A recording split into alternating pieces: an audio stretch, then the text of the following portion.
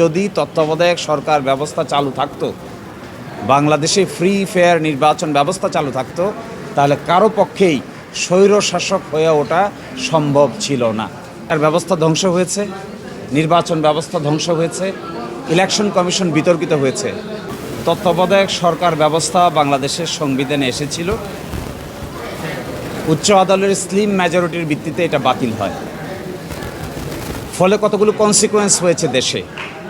বিচার ব্যবস্থা ধ্বংস হয়েছে, নির্বাচন ব্যবস্থা ধ্বংস হয়েছে, ইলেকশন কমিশন বিতর্কিত হয়েছে, সিকিউরিটি এজেন্সিগুলো তার দায়িত্ব পালন করতে পারেনি।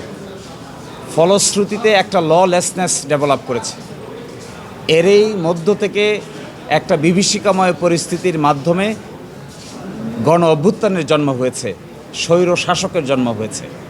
আমরা দৃঢ়ভাবে বিশ্বাস করি, যদি তত্ত্বাবধায়ক সরকার ব্যবস্থা চালু থাকতো, বাংলাদেশে ফ্রি ফেয়ার নির্বাচন ব্যবস্থা চালু থাকতো, তাহলে কারো পক্ষেই স্বৈর শাসক হয়ে ওঠা সম্ভব ছিল না। এবং আজ থেকে 30 বছর আগে বাংলাদেশ জামায়াত ইসলামী এগুলো ভেবেই প্রস্তাব দিয়েছিল, সেই প্রস্তাবের পক্ষে আন্দোলন করেছিল। অবশেষে তাদের প্রস্তাব সকলেই গ্রহণ করেছিলেন, প্রাথমিকভাবে গ্রহণ করতে না চাইলেও। এরই মাধ্যমে 15 বছর দেশ চলেছে।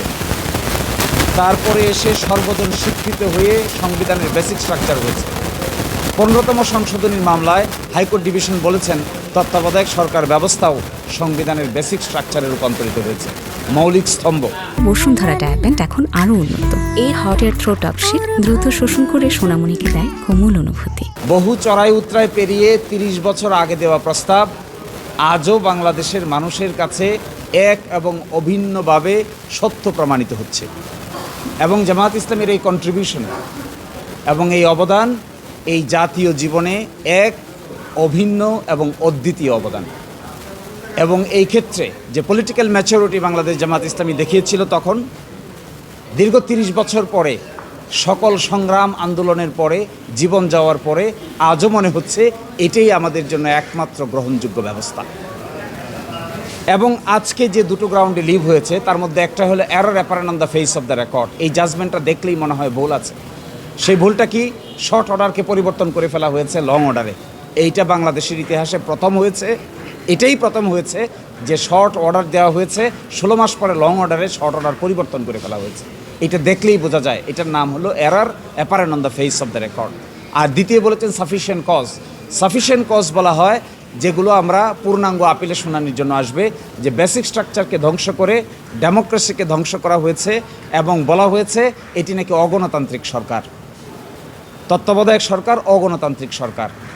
এই অগণতান্ত্রিক সরকার ছিল 90 দিনের জন্য। এই 90 দিনের অগণতান্ত্রিক সরকার মানতে না পারার কারণে 15 বছর স্বৈরশাসক এবং অগণতান্ত্রিক ব্যবস্থার সঙ্গে থাকতে হয়েছে। এটা একটা ডিকটমি ফর দিস নেশন। আর আমরা বলেছিলাম যে লিভ না দিয়েও এটা নিষ্পত্তি করা যায়, কারণ এই মামলাটার হাইকোর্ট ডিভিশনে সার্টিফিকেট দিয়েছিল, সার্টিফিকেট এগেনস্টে আপিল হয়েছিল, আপিল অ্যালাউ হয়েছে। সুতরাং আপিল বিভাগের আর নতুন করে রিভিউ এর জন্য লিভ দেওয়ার কিছু নাই। কিন্তু আপিল বিভাগ বলেছেন আইনে থাকুক বা না থাকুক সেই বিতর্কে না গিয়ে কোর্টের প্র্যাকটিস তারা অবলম্বন করতে চান। সেই জন্য আজকে লিভ দিয়েছেন এবং শুনানি হবে রিওপেনিংয়ের প্রথম দিকেই। এটি শুনানি হবে গুরুত্বের বিচারে, শুনানি হবে রিভিউ থেকে উদ্ভূত যে গ্রাউন্ড তার আপিলের উপরে শুনানি হবে।